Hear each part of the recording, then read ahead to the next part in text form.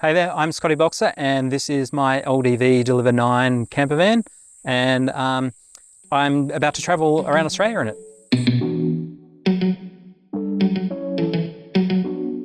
So come on in and let me show you around. So basically this is my kitchen area, my clothing area. So up here I've got all my clothing, and in behind there's more storage which has got blankets and toilet paper and all those little accessories.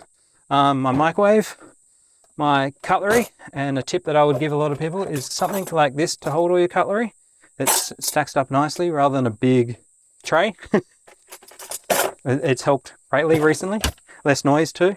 Then you've just got storage in there, pots, pans and everything in that one. This one has my induction cooker and some storage, then all my cups and plates, some baby wipes, and this one I normally store most of my camera gear and everything else in. Then we have the shower. Inside the shower you've got the shower, toilet, cassette toilet, and up there's a little storage nook that I have. I don't know whether you can see that, but and then I decided against a small fridge. I went for the extra large freezer and extra large fridge so I can go off grid for a longer time and not stress about food. So this is my kitchen area. So in here I have a deep sink and hot and cold water. A bunch of USB switches here, there's lights up here. I've got little hooks to hang towels and everything else, so everything's all got a place. Up here is more storage up there, so there's some food and everything up there, deodorant and everything else. There's a bunch of fans for when it gets really hot in here and I can't run the air conditioner. Underneath, I've got more storage, so that's where I also keep a lot of food and everything else.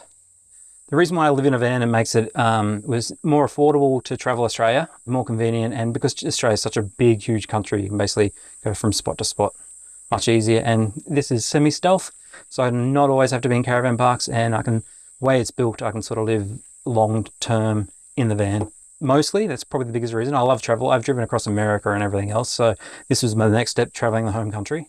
The reason why I kind of got into van life was basically I ended up similarly breaking my neck from overwork. I've now got a symptom called CRPS, which is complex regional pain syndrome.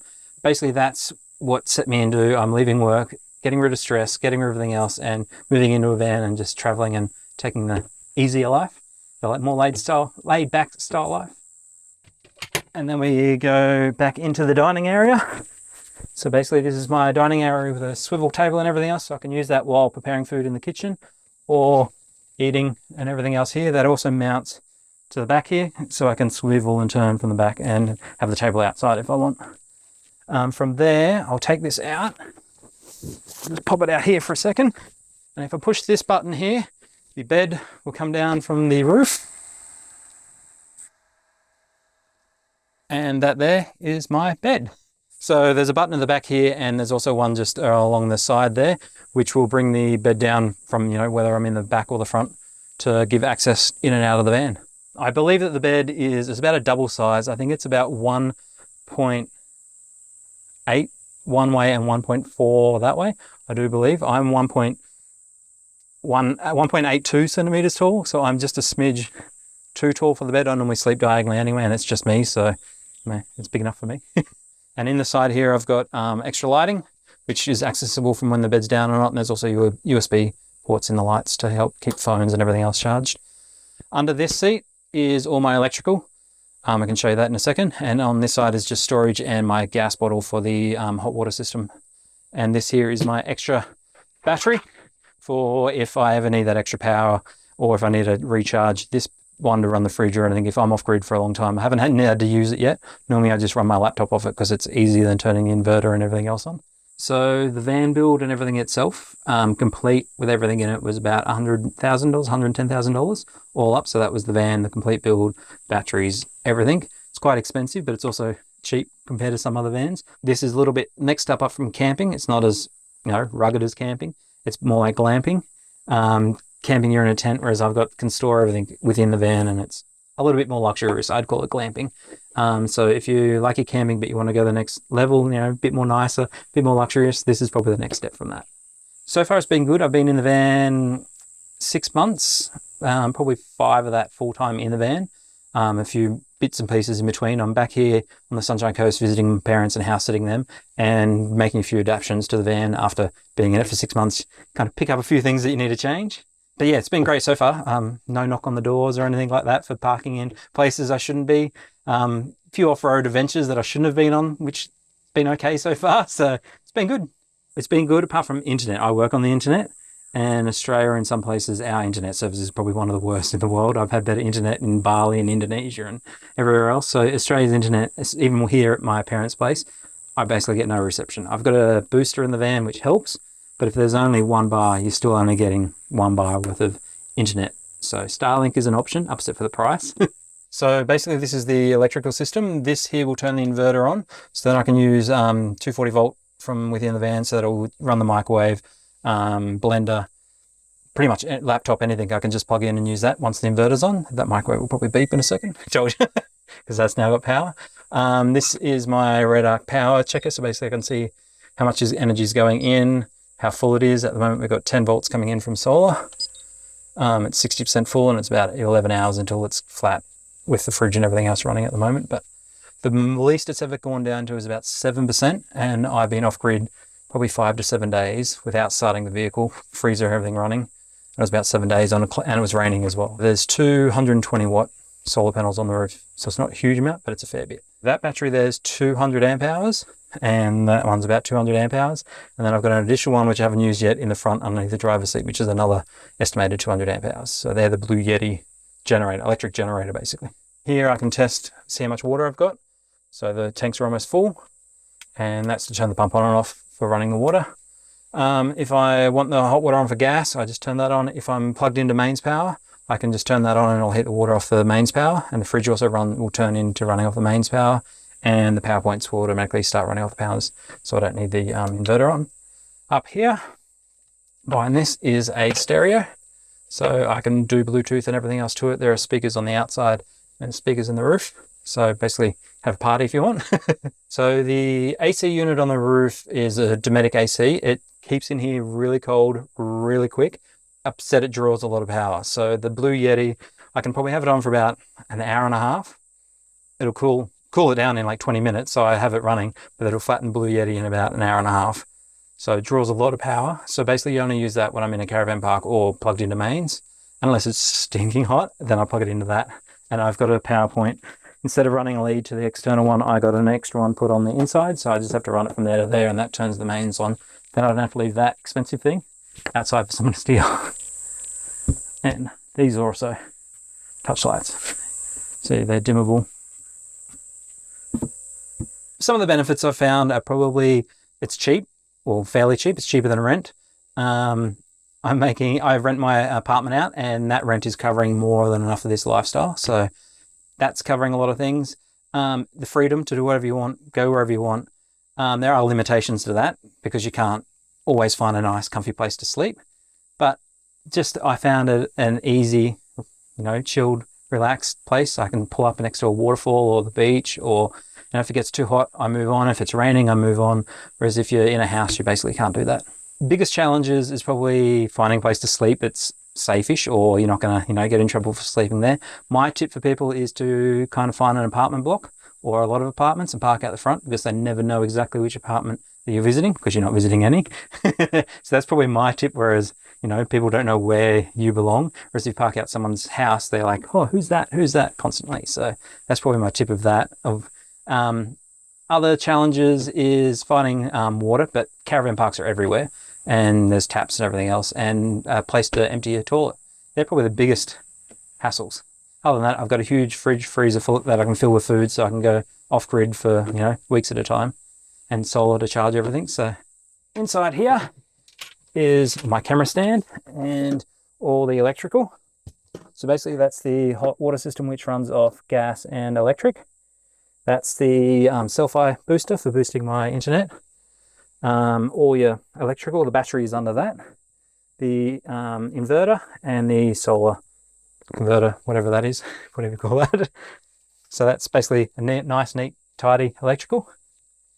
And the same thing is on that side, same sort of space with the lift up and everything else, but I've also got additional cupboards to get into the side of them.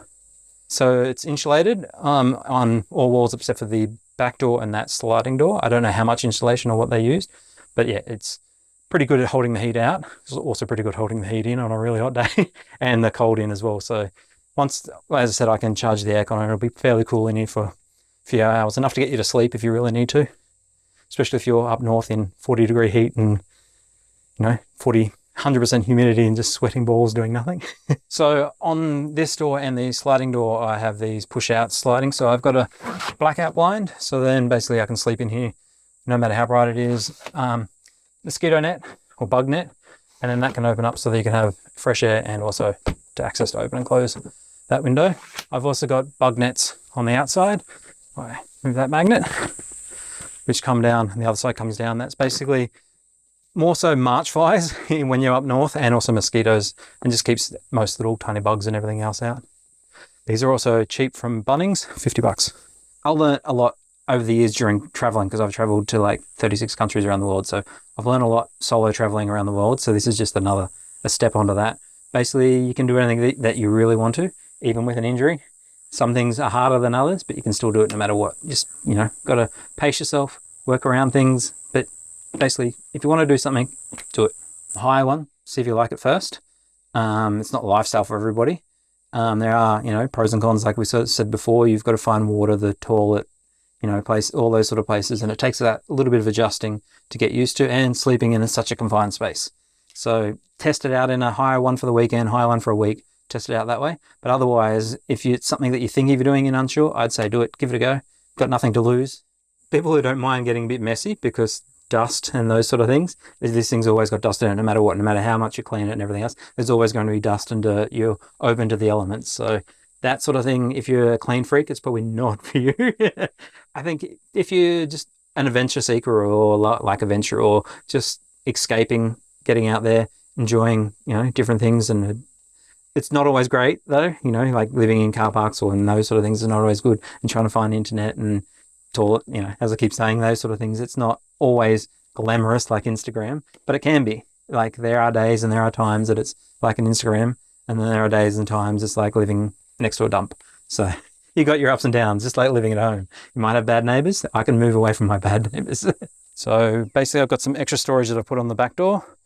And there's also blackout blinds which clip on here, and they basically just roll up. I'm not going to go too far with that arm. And that will clip back up onto the top. I'll normally stand up there to do that, but yeah. So that basically is pretty much a blackout curtain. And if there's a little bit of light that comes through here, these magnets on the screen normally push up against and hold it, so it stops any light coming through. I've been every light on inside the van, and it's been pitch black outside. No one could actually tell that I was inside until I opened a door. So this here is where the heater exhaust is from the gas and electric heater on the inside. So all the hot air comes to the outside. We've got another little vent here. My water inlet and my mains power is there. And then here is the access to the toilet, so the little cassette thingy. This is another extra that I've put on the van, and that's the antenna to pick up better internet and mobile service. So that's just stuck on the back, which goes to the self-fire booster. Hidden behind here, this here is the gas box. So inside that is a 10-litre gas bottle, which basically runs the heater and also my barbecue gas thing from the front here as well. So I've got an outlet just for a barbecue in the front. Up above here we have a 3 metre Fimyama awning. So basically 3 metres that way, and it's about 2.5 metres that way, I think. And yeah, it's great for just, chilling out here. I've also added some little LED lights for at night. In here is so where I fill up with diesel, there's also the port for the gas bottle. So if you've got a portable gas bottle, you can just plug it straight in there and it takes the gas from the back. And that's handy for this drawer, which pulls all the way out. So I can cook on there. And inside here is more storage where I keep the gas barbecue. And there's extra little butane gas things for that as well, and shoes and bits and pieces. So that's my sort of outdoor drawer. Don't stress. Everything happens for a reason, whether it's good or bad. My neck, good or bad. I ended up leaving my career and everything else. I'm still okay. I'm still living. I'm probably making just as much money now, working even less and less stress, and being in the back of the van and traveling than I did full time in radio. So there's always ups and downs as you go, but in life, those challenges will make make you grow and bring you into where you probably should be, and you'll learn lessons along the way. So basically they can follow me at Scotty Boxer. Pretty much that's everywhere on Instagram, TikTok, YouTube. The other thing I probably might want to mention is the people who built the van, if anyone wants to know that. So that's Unearthed RV. They're down in Clounsra on the Sunshine Coast. So they're building this, and they've got about 4 or 5 others they're building out at the moment. So if someone's interested in this sort of thing, they're probably the people to go to.